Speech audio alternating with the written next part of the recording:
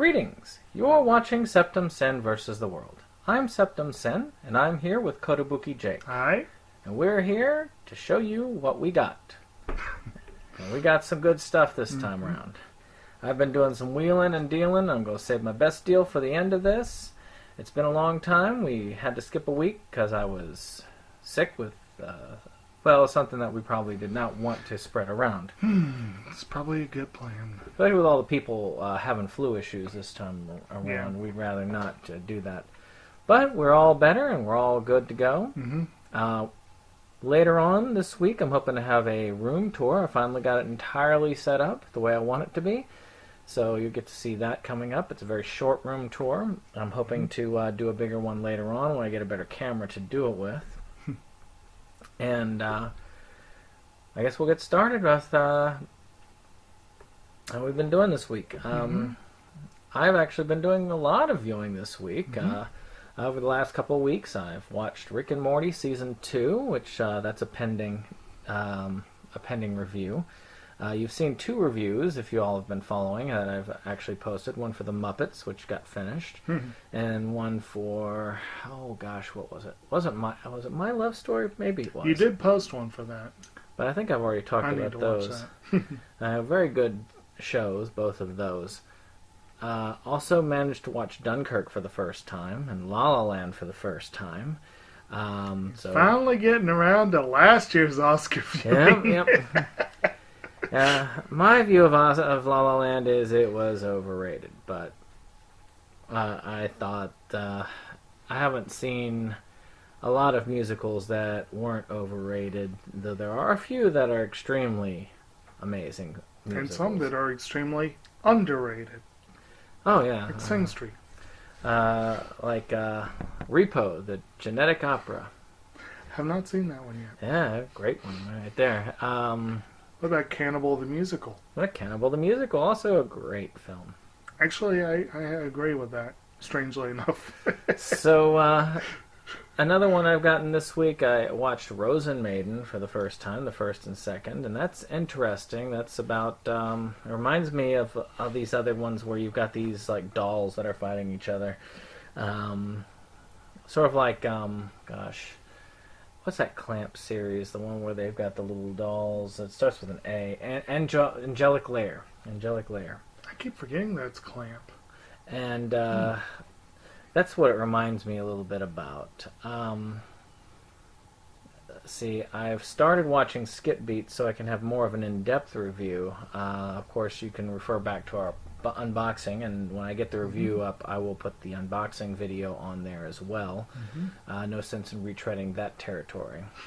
But it is kind of nice to re-watch it, to get some insight as to why I love the series so much. And I think that's most everything that I've gone through. I've been rewatching some of the Halloween movies, but that's about it. Well, since it has been a couple weeks, I've kind of lost track of everything that I've seen because, it's been a fair bit. Some of it has been from my own collection. I think it was since the last time we met that I watched my copy, finally, of The Expendables. Oh. I'd seen it before, but it's like, sometimes you'll see a movie and you'll watch it again and go, my God, I don't remember this movie. It's like, I remember mostly the second film. But I remember bits and pieces, just enough to know, yeah, I saw this. But it was weird. But I did not have that feeling with Monsters vs. Aliens, which I remembered the whole thing all the way through. Finally got that one watched. And I feel like there was a couple more from my collection. I did get to watch Justice League Dark. And it's pretty interesting. They bring in a few more characters than I expected. I got introduced to Black Orchid, and I wasn't really expecting that. It's pretty cool. They do a good job with it.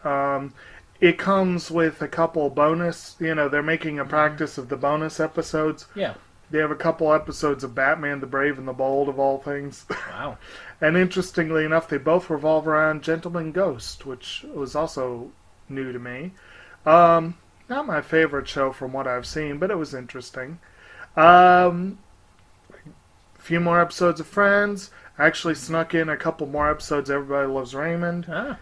But the big one, of course, is I've been working on Full Metal Panic. I finished the first series, and I'm working on the second raid. I'll probably finish that tonight. I'll probably watch Fumafu this week. And there's been a lot of library stuff. I watched a real interesting vampire film called Byzantium that has Saoirse Ronan, and one of these days I'll say her name without butchering it, and my apologies in the meantime, and Gemma Arterton. And it was very interesting. Johnny Lee Miller shows up as well. And an old Buster Keaton film, College. And some short films from the start of the 20s that he was in. Buster Keaton's a lot of fun. You can only do but so much short, like silent films all in one go. But I like Sherlock Jr. I love that one. And I have a copy of The General sitting around waiting to be watched, and one day I'll get to it.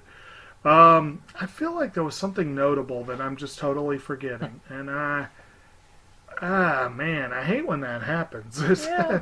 But there have been some interesting things here and there. If I think of it as we go, I'll mention that, I suppose. But definitely is kind of nice getting back into the groove of watching anime at night. I wasn't doing that for a while.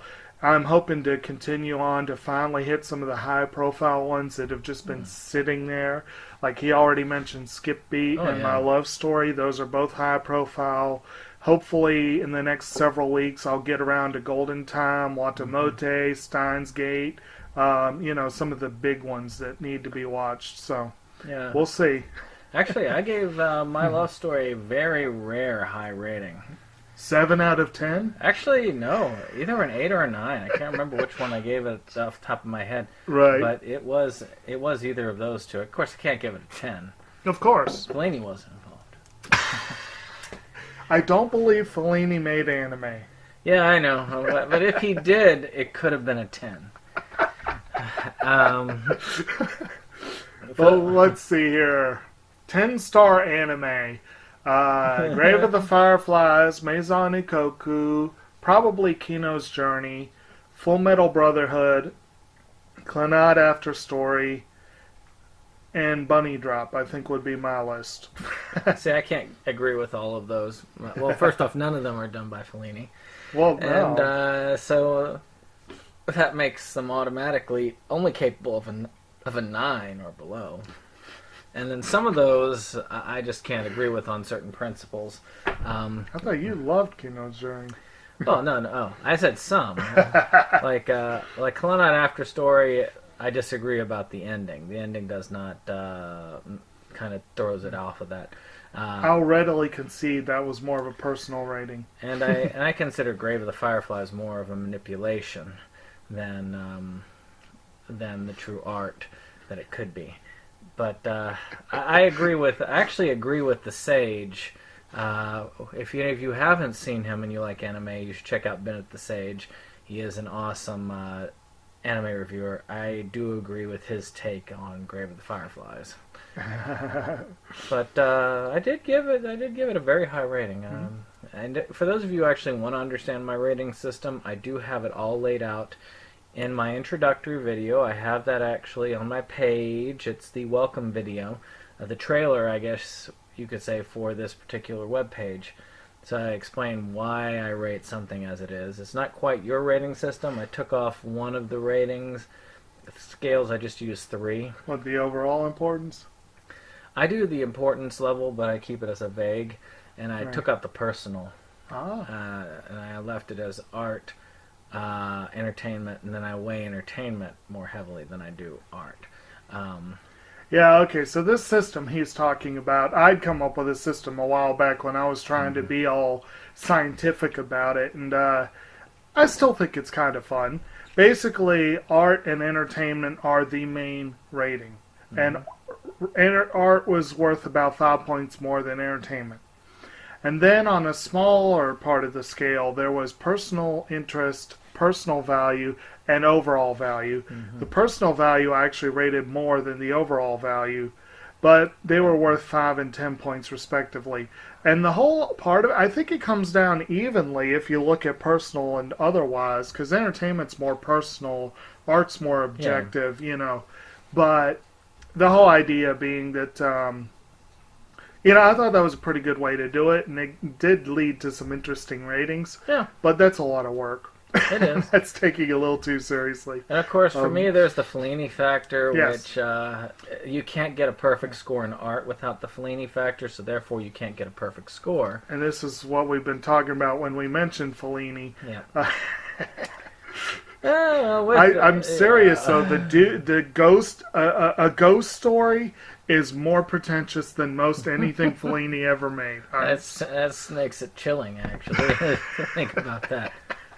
So speaking of great and honorable directors, let's talk about a film that was done by a director long ago, in the 90s. A film that was a superhero film, long before Fox got a hold of them.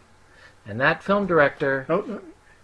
When the primary experience that people had with comic book movies was the first 4 Superman films, Batman, Tim Burton Batman, Howard the Duck, Dick Tracy, and those campy TV series. and then of course the TV. Well, I'm saying films. Yeah. But I think that was about it for comics. Yeah, we didn't Just have a about. lot. But this was about Roger Corman. Of course, a great artistic director. Now, the film is not out the actual film Fantastic Four has never been officially released. But this is a documentary called Doomed in relation to the Fantastic Four movie. I've seen it, and in my estimation, this is the best Fantastic Four movie released. This one? Mm-hmm. Or the one it's about? The actual Fantastic Four movie itself. The Roger Corman film, to me, is the closest to the comic books of any of the Fantastic Four movies released. So, of course, it's Think going to about be that. like that. Yep. So, in the end, like I say, I personally, this rendition of Doctor Doom is the best rendition of Doctor Doom I have ever witnessed. So it's kind of fun watching this. I watched this right away. I had to. Oh, this is another one that I finally watched. I didn't think about it. I actually did watch this also during this time period, and it really was. It was interesting, though it was not entertaining as much. The entertainment value was kind of lower. Okay. So it was a little bit boring at points, but it was very informative. So if you got a chance, buy this. That. And if you can, buy it directly from the website of the person who actually produces this. You can just type it in, Google it, and it'll take you to a site. They have Blu-rays and DVDs. He sometimes puts them on sale. You can get signed posters of the original film. Some fun stuff on that site. Of that film? Like the Of Fantastic the original film, of the original Wow. Fantastic Four. Huh. Isn't that something? I have to admit, I've never seen the film. I've seen bits and pieces. And, yeah, we haven't had a... Well, yeah, there's great not much Fantastic great things Four. to go compare it to, so, I mean, you know, it's... No. But for the budget they did a really good job for Yeah. what they had. And I've actually seen some decent Corman films. He has got some interesting stuff. Like Sharktopus. That wasn't what I was thinking of, but... Anyway, so I guess my go? Yep. Anyway, hearkening back to one we were just talking about, I've got a lot of anime left over for my Christmas purchases. This week is going to be dominated by library pickups, but I decided to go ahead and slip one in because it was kind of on its own. This is one that I've wanted for years, and I've just never got around to getting it. It's one of those ones where my price point was spoiled because it went really cheap one year, and I kept waiting for it to go that cheap again. And I think I finally broke down and paid, what was this, 15 this year? 14? Yeah. I don't remember. But anyway, we were just talking about Clannad. Another film, I think the predecessor from Jun Maeda and KyoAni was this film here, Canon. which is supposedly a pretty good film. It very much has the same basic visual as Air and Clannad. Is it a film or a series?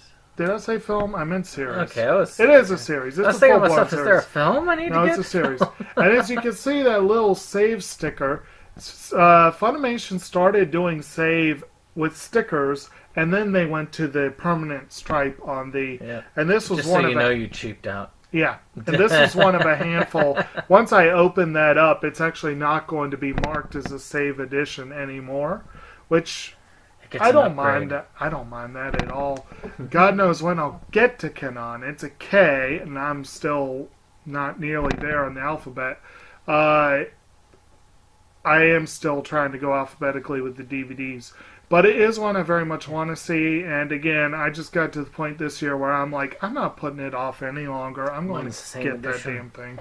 Okay, so, there you go.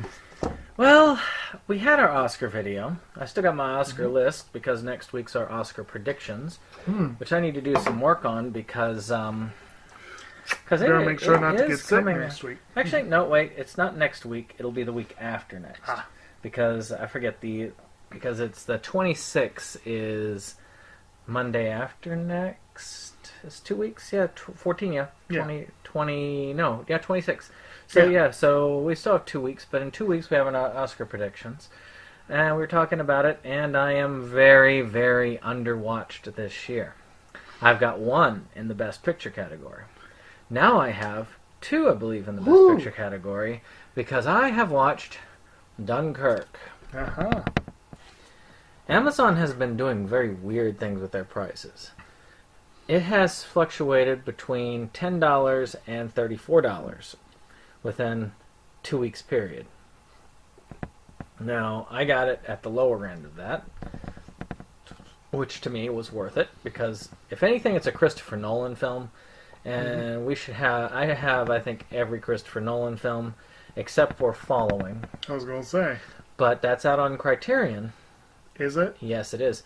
And I need to get that, and that's a Criterion that I must have in the collection. That film was tedious. So, yeah, of course it's his first film, so it would probably be. He's a very artsy director. It may have that Fellini level of...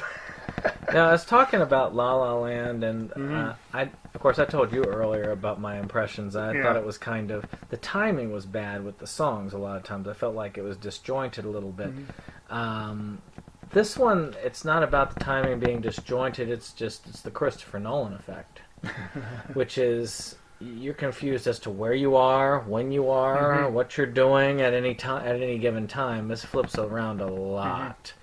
So get your notepads out when you're watching this, so you can take notes of where you are, what time periods, and after you've taken the notes, rewatch the film again with the notes, and you should be good to go with this. It's land, sea, and air. And if I remember correctly, land is 1 week, sea is 1 day, and air is 1 hour. They explain it at the beginning. Yeah. They don't explain it. They just put little title up there, and you gotta know what they mean. Well, you do after the film's over. Well, yeah. Dunkirk's a really good film. I don't think it's Nolan's best, and I was surprised it got as much Oscar love as it did. I don't really know that it deserved the director nod with everything else that's going on this year, and I'm not sure it deserved a Best Picture nod. It doesn't rank anywhere near my top 10 for the year, but it's a good film, and it's very much worthwhile. Like he said, it's very much worth having. I'll get it one of these days. It's in my top 2 that I have seen this year for Best Picture. Well, you almost caught up to me for Best Picture, because I think I only had 3 total. So, but I will be getting some more knocked out soon as far as the nominees go. We've added a whole bunch of them to the library collection. I'm still holding my breath that I'll get some of those before the show. The one that's looking most likely by far is Blade Runner 2049. Well, we'll see. Anyway, my next one, my one Blu-ray for the week, is a Blu-ray conversion that is a library pickup, so $1 Blu-ray. It's pretty cool. This is one of my favorite films. I think it's probably slipped a little bit over the years, but I loved it when I first saw it. I've always enjoyed it ever since. And like I said, I'm very happy to convert it from DVD to Blu-ray and save myself some space. It's a Lasse Hallström film from '99 called The Cider House Rules. It actually won, I think, one Oscar, because Michael Caine got an Oscar for Best Supporting Actor. It was up for quite a few awards. It's an adaptation of a John Irving novel, and let me tell you, this is a strange adaptation.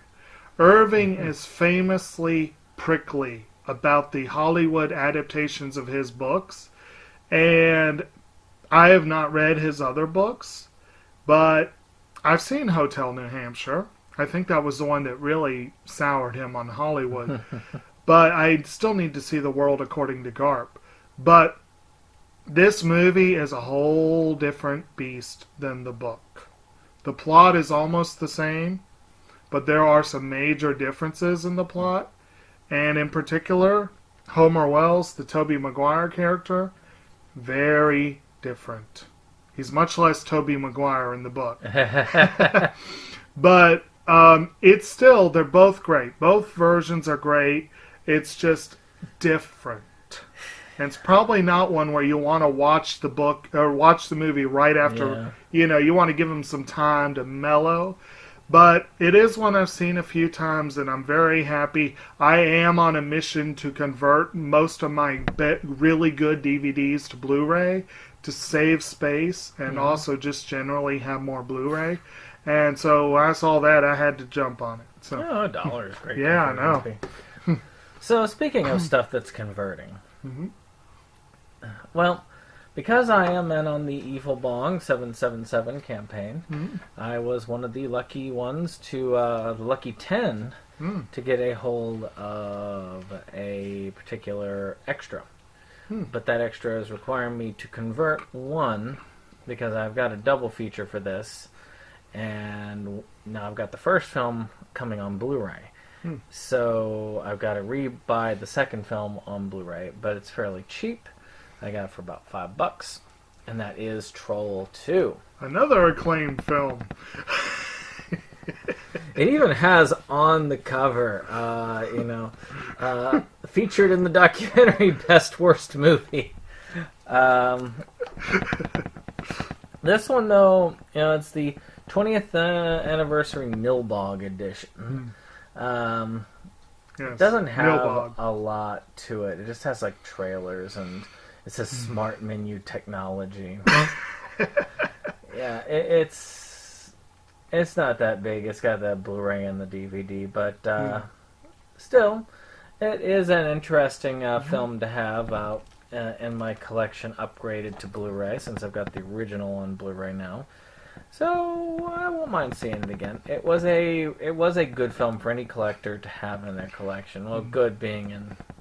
It is legitimately one of the worst films I've ever seen, but it was actually fun. It was so bad. It was so fun. Bad it's good. So it is worth seeing, and if you haven't seen it, just because you're not going to find films of that caliber. And the director to this day still says that this film was misrepresented. It's actually a really good film. People just aren't seeing it. Indeed. Now, a film that got surprisingly good ratings, I think it's even been on IMDb's Top 250 a few times over the years, that I've only seen bits and pieces of. There was another recent library pickup. It's a cheap film, it's easy to get, but it's hard to beat $1, so I had to finally jump on it. It's the film Ever After, a Cinderella story. Oh, yeah. Drew Barrymore, Angelica Houston, one of the various sort of revisionist takes on sort of the, big fairy tales. Like I said, it's supposed to be really good. What I've seen, I liked, but I haven't gotten to watch the whole film yet. But I saw that for $1, unopened, brand new, even still has the $5.99 tag on it. I'm like, gotta do it. Yeah, gotta jump on that. Yeah. So, to go with my other one. I need to see as this was movie. said, as seen on Best Worst Movie. So finally, I'm getting a hold of Best Worst Movie, which is a documentary about Troll 2.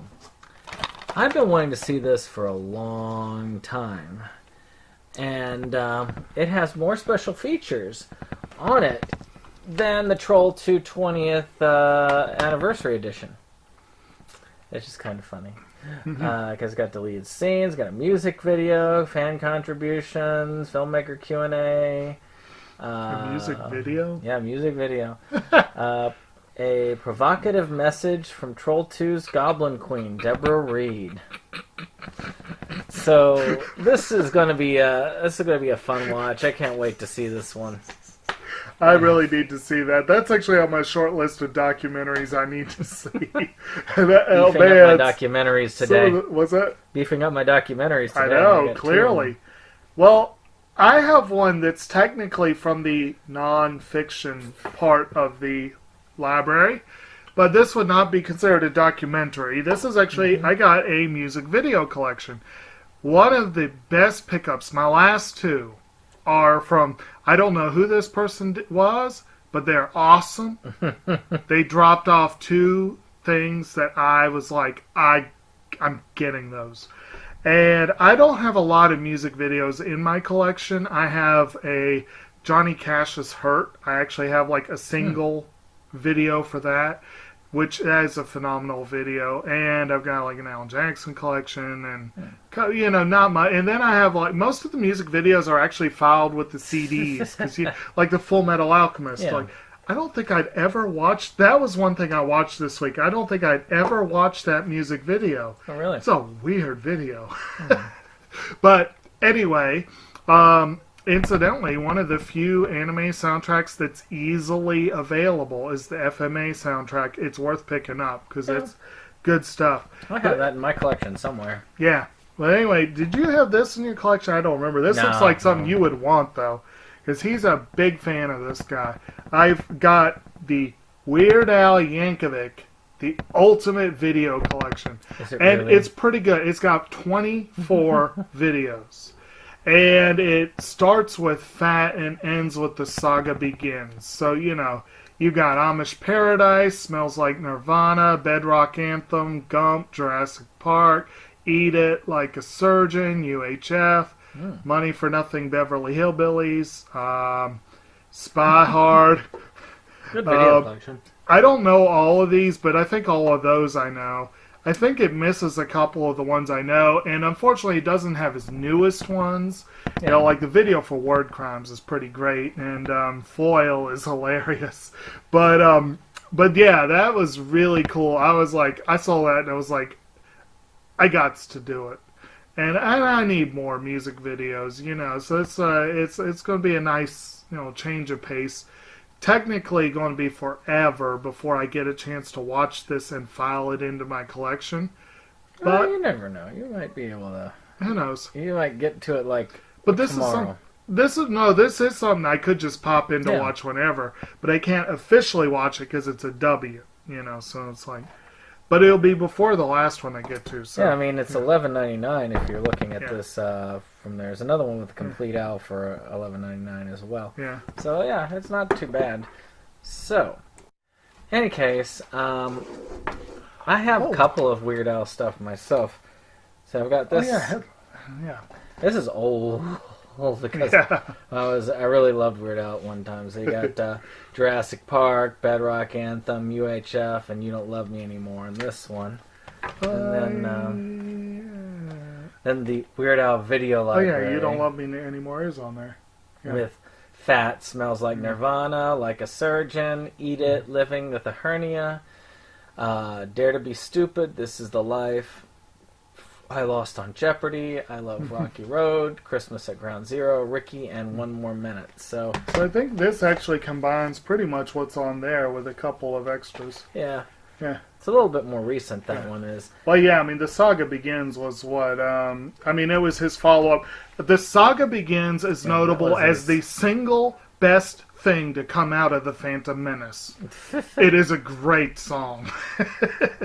Yes. But, that was the one that was... It wasn't Bad Hair Day. It followed Bad Hair Day. Bad Hair Day was... Running with yeah, Scissors. yeah. Amish Paradise was Bad Hair Day. Yeah. So, I of course am a fan of horror, and I had been trying to upgrade my crappy Halloween DVDs for a while. I basically had the entire Halloween series on these DVD like 2-packs, and I had the special edition Halloween DVD. So then I finally upgraded to this, which isn't too bad. It's got all of them in this nice compact package. It's got all of them, including the Rob Zombie movies. And I got it for like $20. It normally goes for $40 to $80. So not too bad. No. But then I found somebody online, a friend of mine from the Movies Galore channel, had hooked me up with somebody who was selling one that was even better.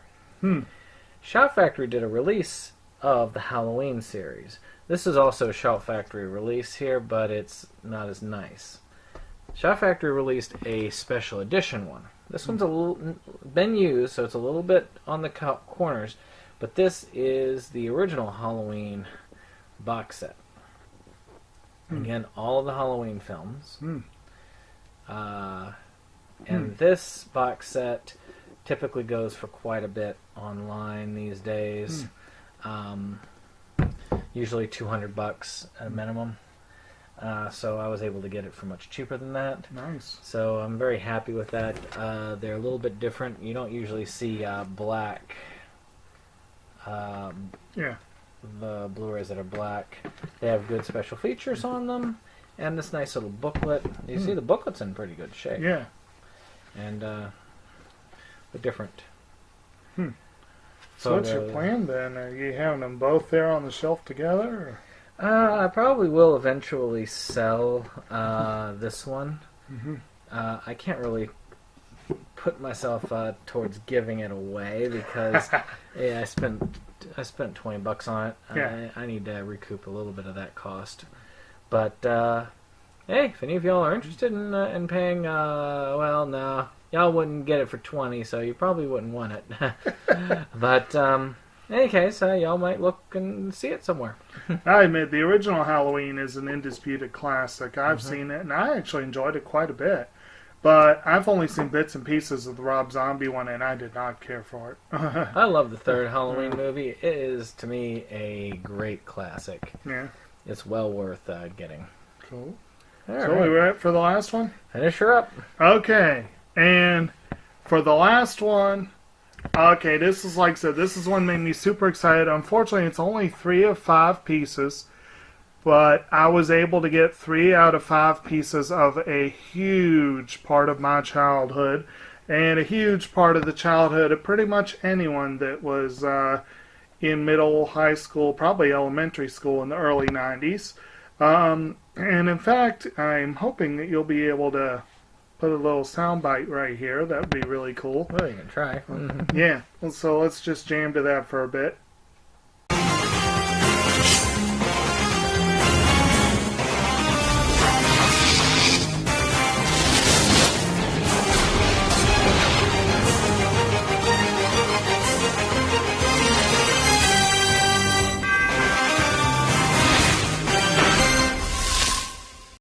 Alright, that's right. My next one, I got the first 3 volumes of X-Men.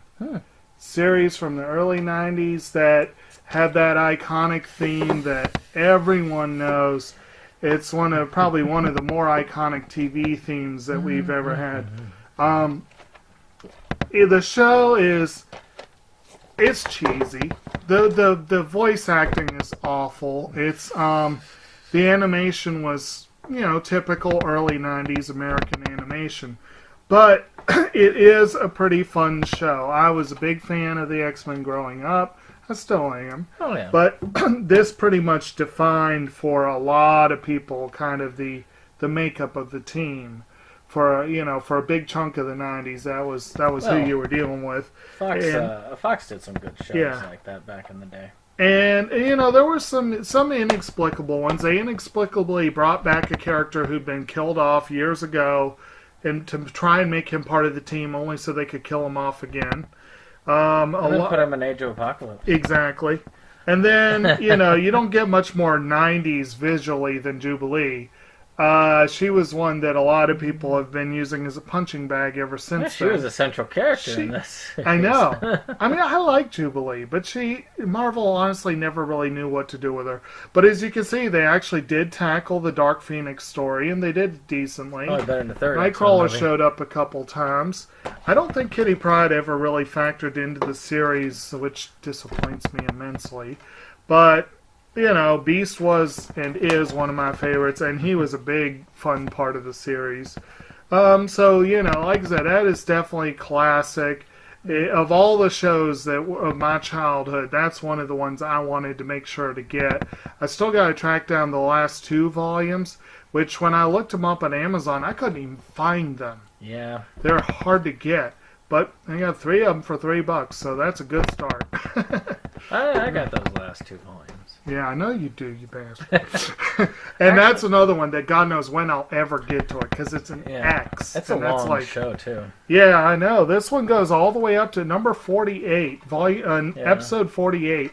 I think it was, about 70 or so total? Yeah, no, the last season was kind of, but... that's often the case with these shows. But still, fairly classic up until then. Yeah. So you got the good portion of it, I'm pretty sure. Yeah, right. Which, if I gotta make do, I guess I make do with that. So with that said, leave your comments, subscribe, like, share. I did think of one of the other things I've been watching, which is very fascinating to me. I think I mentioned this to you. A YouTube user... don't shake the camera. Sorry. I can't remember the name. But there's a YouTube user uploaded a series of videos that I've been watching through that are really fun. That's like the evolution of ... And it's different anime studios through their openings. And it's kind of cool. It's kind of fun to see. One that intrigued me very much was Studio Dean. It starts off with Urusei Yatsura and Maison Nikoku and Ranma One Half. And then it goes through a handful of other mostly fantasy. And then it goes full bore into horror. They apparently turned into, you got Higurashi, Umineko, Hellgirl. Hey, at least they're good series and everything. Well, especially because Takahashi writes so much horror. I just thought that was intriguing, though, that it starts with her and turns into horror. They should definitely have, re-released Mermaid Scar. They need to. We need an American physical release of Mermaid Scar. Well, they should just release all those together in a little box set, because they were a series essentially. And of course, a lot of those. I could go on about how we really need better releases with Takahashi stuff, but especially Mizunokoku needs a re-release. I think Inuyasha's getting a re-release. Yeah, and they Discotek, I think in 2 weeks they're releasing the most popular Urusei Yatsura film, Beautiful Dreamer. It's their first film, their first release from that franchise. I'm hoping they'll buy the rest of the franchise. This nice little box set. Yeah. You see, he lucked out. Animego stopped producing these sets. He got them at a really good price. They stopped producing these sets, and this one's been selling for a good $80-$90. That's the most popular movie. I think I have the fourth and fifth films in that series. I have a large portion of the Animego release, but it's less than half of the total because it's a big series. And if you buy it now, you're going to pay. It's 50 volumes. Essentially, it's 50 volumes. Plus, you had that movie, all those movies. And the OVAs. I do have the entire OVA collection. Which is this right here. Yeah.